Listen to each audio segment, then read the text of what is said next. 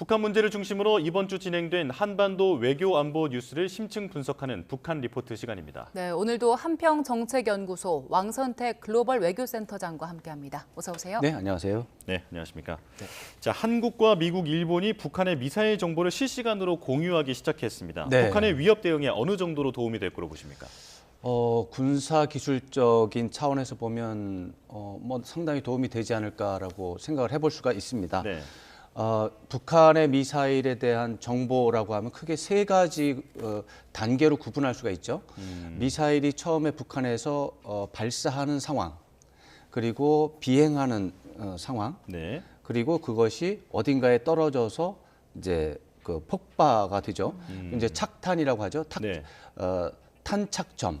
이 세 가지 어떤 구역에서의 정보가 필요한데 우리나라에서 보면 발사하고 비행하는 1단계와 2단계는 우리 정보가 상당히 신뢰성이 높은데 네.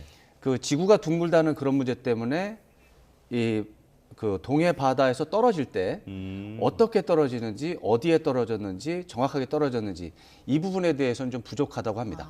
예. 그때 일본은 훨씬 더 가깝기 때문에 일본은 한국에 비해서 더 정확한 정보를 가지고 있습니다. 네. 그러니까 이것을 합치면 북한 미사일이 처음에 출발해서 마지막에 폭파될 때까지 모든 경로를 정확하게 알 수 있고 이런 데이터를 계속해서 축적을 한다면 진짜 전쟁 시기에 그 미사일이 남쪽으로 날아올 때 우리가 그 미사일을 이제 중간에서 격출해야 되거든요. 예. 그때 훨씬 더 신뢰도가 높은 그런 데이터가 축적이 되는 거죠. 요격 정확도를 높여줍니다. 그래서 군사 기술적으로는 도움이 되고 또 다른 문제는 북한이 지상에서 발사할 수도 있지만 잠수함에 탄도미사일을 싣고 뭐 동해바다 저쪽이나 심지어 태평양으로 나가서 쏠 수도 있습니다. 예. 그랬을 때 거기에 대한 정보는 우리나라에서는 거의 제로라고 봐야죠. 네. 그랬을 때 일본은 주변에 대한 해역에 대한 정보가 있기 때문에 한미일이 공유를 하면 분명히 도움이 된다. 이렇게 볼 수는 있는데 다만 이제 정치적인 차원에서 더 큰 틀에서 국제 정치라고 하는 큰 틀에서 본다면 이것이 북한의 더 강력한 대응을 유도하는 또 의미가 있습니다. 네. 위협의 크기가 증가하는 거죠. 예. 위협이 있어가지고 대응을 했는데 그래가지고 평형을 맞췄다고 생각했는데 북한은 또 더 위협을 높이는 거죠. 예. 그랬을 때 문제가 있고 무엇보다도 한미일이 미사일 정보 공유를 하면 필연적으로 군사 협력의 전반적인 그 다른 정보도 또 공유가 될 수밖에 없기 때문에 중국이 또 불안해합니다. 네. 중국이 불안해하면 중국은 한국을 포함한 미국과 일본 전체 3국에 대한 그 군사적 대비를 높여버려요. 그러면 이제 외부의 군사적 위협이 오히려 더 커지는 거죠. 그러니까 북한과 중국에서 오는 위협이 커지는데 이거를 득실을 따져보면 손실 쪽이 좀 큽니다. 그렇게 보시는군요. 위협이 더 커지는 거죠.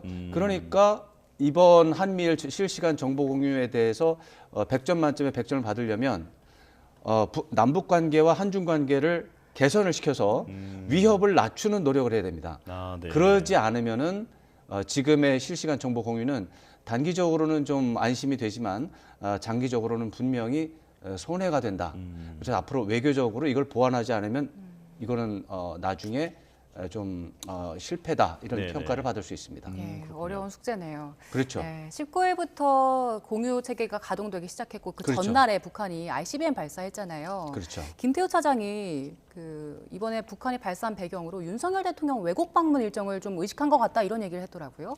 네, 그래서 날짜를 보니까 그렇게 할 수도 있겠다 이런 생각이 들어요. 네. 윤석열 대통령 네덜란드 국빈 방문 12월 11일에서 15일까지 방문을 했고 북한이 미사일을 쏜 건 이제 2번 쐈죠. 근데 단거리 쏘고 이제 장거리를 쐈죠. 이제 17일 날 18일 쐈으니까 한 이틀 뒤에 뭐 이틀이나 4일, 2, 3일 뒤에 쐈으니까 그것을 문제 삼을 수도 있는데 사실은 이제 한국과 미국의 핵 협의 그룹 회의도 동시에 열렸습니다. 네. 15일입니다. 공교롭게도 15일 날 이제 그런 일정이 있었는데 북한에서 내놓은 보도 문장을 보면 핵협의 그룹에 대한 강력한 비난 내용이 들어 있습니다.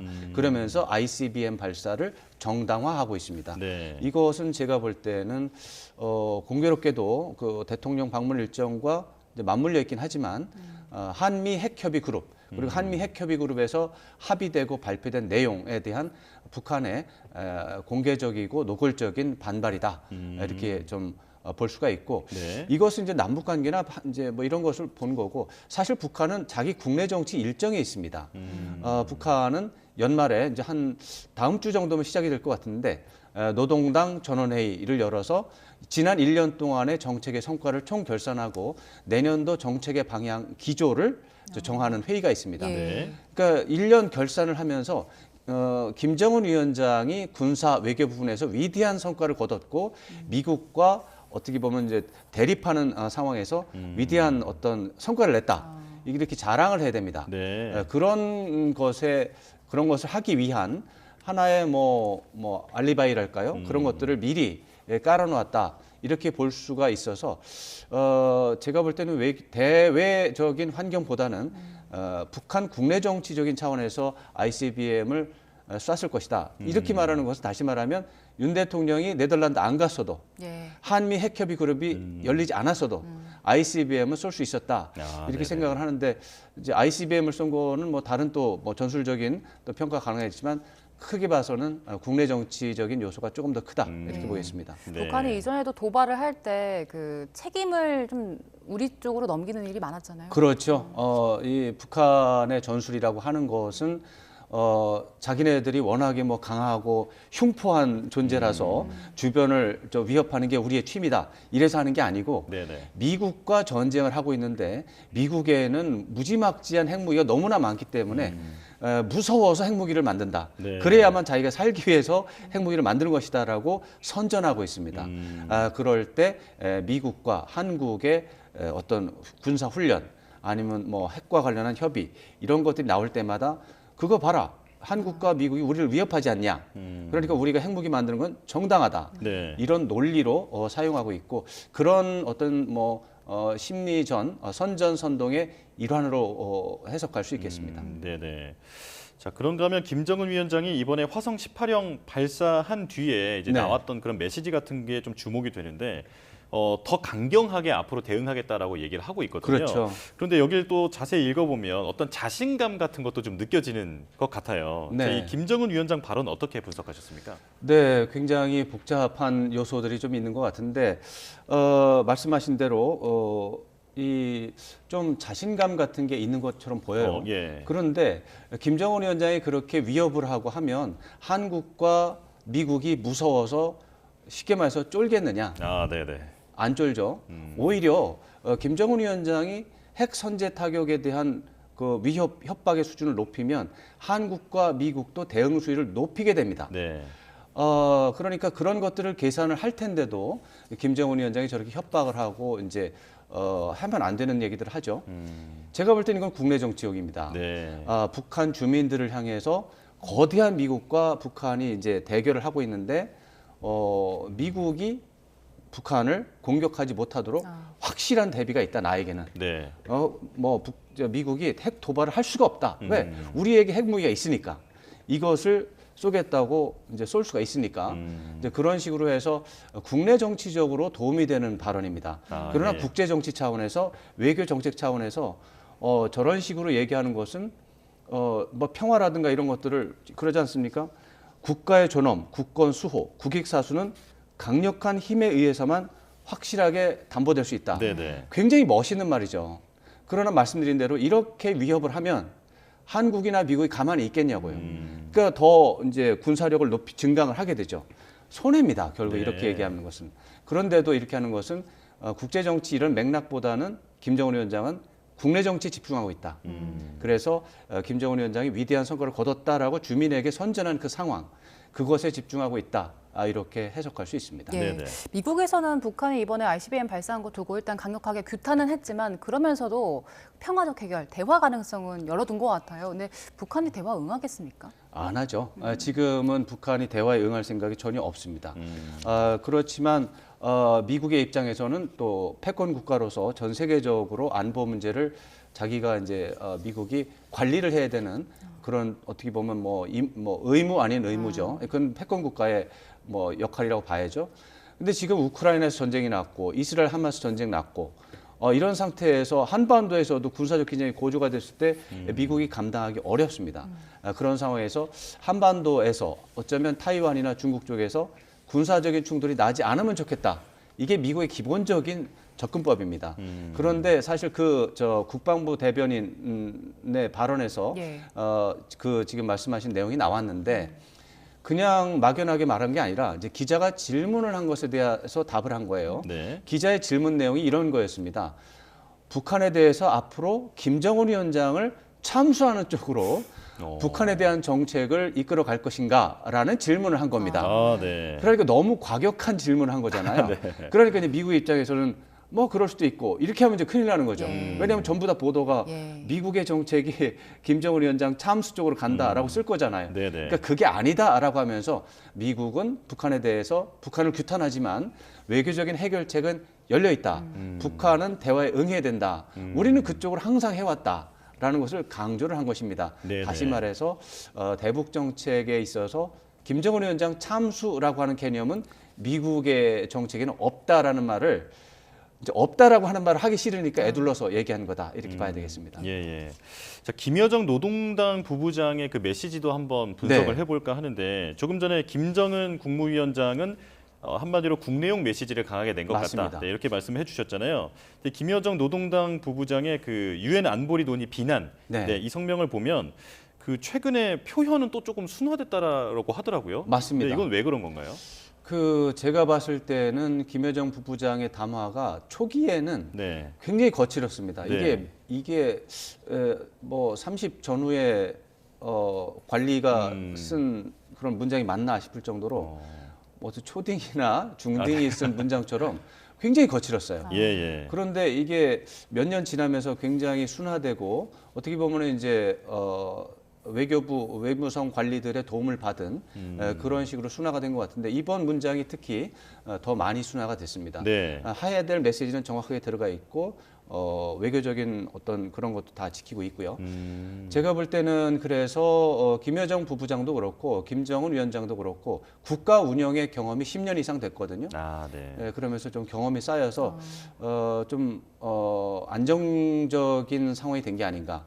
그리고 무엇보다도 김정은 위원장의 권력이 안정적이냐 불안하냐가 이제 항상 국제사회 관심인데 아무래도 안정되는 쪽으로 이동하는 것 같습니다. 그러니까 문장이 순하게 나오는 겁니다. 그래도 메시지는 정확하게 나오고 메시지를 보면 이 한미일 간의 군사 협력 이런 것들 또 이런 것들이 오히려 위협이 되고 있다. 이런 메시지를 정확하게 북한 외무성의 전략 전술에 정확하게 그 전술을 반영하고 있습니다. 이런 거를 봤을 때 뭐 한편으로 보면은 권력이 안정적인 거로 가는 것 같습니다. 한미 핵협의 그룹에서 협의하고 있는 그 확장 억제 가이드라인이요. 내년 6월쯤이면 이제 완료가 될 텐데 이게 완료가 되면 북한의 태도에 어떤 영향을 좀 줄까요? 그게 그럴 것 같지가 않습니다. 사실 확장 억제라고 하는 부분은 뭐 1년, 2년 된 얘기가 아니고 2006년 노무현 대통령 때 한국과 미국이 합의한 내용입니다. 합의하에 그 확장 억제라는 개념을 이제 적용을 한 거죠. 확장 억제 이전에도 동일한 프로그램이 있었습니다. 해구산 정책입니다. 1978년 이후에 한미 군사적 협의에서 미국은 한국에 해구산을 제공한다라는 표현은 항상 들어갔습니다. 그 2006년에 확장 억제라는 말로 변경이 된 거죠. 내용적으로 크게 다른가? 다르지 않습니다. 남한에 대해서 북한이 공격을 해오면 핵무기를 포함해서 모든 미국의 무기를 동원해서 보호를 하겠다라는 게 미국의 해구산 정책이고 지금의 확장 억제 정책입니다. 2006년 이후에 더 이상 한미 간의 확장 억제 신뢰성을 높일 수 있는 방법이 없어요. 최고조로 와 있습니다. 그런데 북한의 핵 위협이 너무 커지고 하니까 한국 국민들이 불안한 거잖아요. 불안하니까 그런 불안감을 이제 가셔주기 위해서 이제 그걸 이제 확장 억제 실행력을 네. 강화한다라는 말로 이제 표현을 해서 안심시키기 위한 정치적인 수사라고 봐야 되겠습니다. 네. 확장 억제는 더 이상 격상할 수 없는 100점 만점에 100점까지 와 있습니다. 아, 네. 그런데도 이제 국민들이 불안하니까 일부에서는 이 미국이 도와줄지 안 도와줄지 모른다. 그러니까 우리가 핵무기를 만들지 않으면 곤란하다. 네. 이런 의견이 있으니까 그렇지 않다. 확정 억제는 확실하다라는 이제 믿음을 높여주기 위한 정치적인 그런 발언으로 보는 게 좋겠습니다. 네, 자 이제 북러 관계도 짚어볼 텐데요. 러시아가 북러 간의 포괄적 협력 체계를 구축했다. 네. 이렇게 얘기하는데 포괄적 협력 이 내용이 뭡니까? 이게 여러 가지가 있는 거죠. 정치적, 경제적, 뭐 군사적, 외교적 이런 것들이 다 같이 있다라는 네. 그런 의미로 외교에서는 이제 포괄적이란 말은 그런 식으로 이제 이해를 하면 되겠는데 뭐 이제 러시아 군 총참모장이 이제 연말 정례 브리핑을 하면서 그런 이제 표현이 나왔다라는 거죠. 네. 사실 북한과 러시아는 굉장히 오랫동안 냉랭한 사이였습니다. 그랬다가 러시아 우크라이나 전쟁을 계기로 북한이 전격적인 연대와 협력을 제의하고 러시아도 그걸 받아들이고 하면서 질적인 양적인 변화가 있는 건 사실입니다. 아, 네. 그래서 러시아가 그런 부분에 대해서 이제 설명을 한 건데 사실은 이제 내용적으로 보면 아마도 러시아가 포탄이라든가 우크라이나 전쟁 때문에 일시적으로 북한에 도움이 필요한 것 같아요. 네. 그런 것을 이제 김정은 위원장이 활용을 해서 러시아의 전격적인 지원을 받아서 이제 유엔 안보리에서 이제 북한이 뭐 미사일을 쏘면 제재를 하잖아요. 네. 러시아가 바로 상임 이사국이잖아요. 비토권이 있잖아요. 그래서 아마도 김정은 위원장이 그런 부분에서 러시아를 활용하는 것 같습니다. 그리고 더 나아가서 중국까지 끌어들여서 이제 유엔 안보리의 대북 제재, 국제사회 대북 제재를 무력화하는 그런 시나리오를 지금 추진하고는 있는데 러시아가 말하는 포괄적 협력이라고 하는 부분에는 유보적인 부분도 있어서 뭐 아까 얘기했다시피 정치적, 경제적, 사회적, 문화적, 군사적 모든 부분에서 협력 체계가 구축됐다라고 말은 하지만 실제적으로는 아직 잘 안 되고 있습니다. 예. 그래서 군사적인 부분에 대해서만 뭐 협력이 되고 있고 나머지는 아직 유보적인 부분이라서 지켜볼 부분이 있습니다. 네, 알겠습니다. 여기까지 듣겠습니다. 지금까지 한평정책연구소 왕선택 글로벌 외교센터장과 함께했습니다. 고맙습니다. 고맙습니다.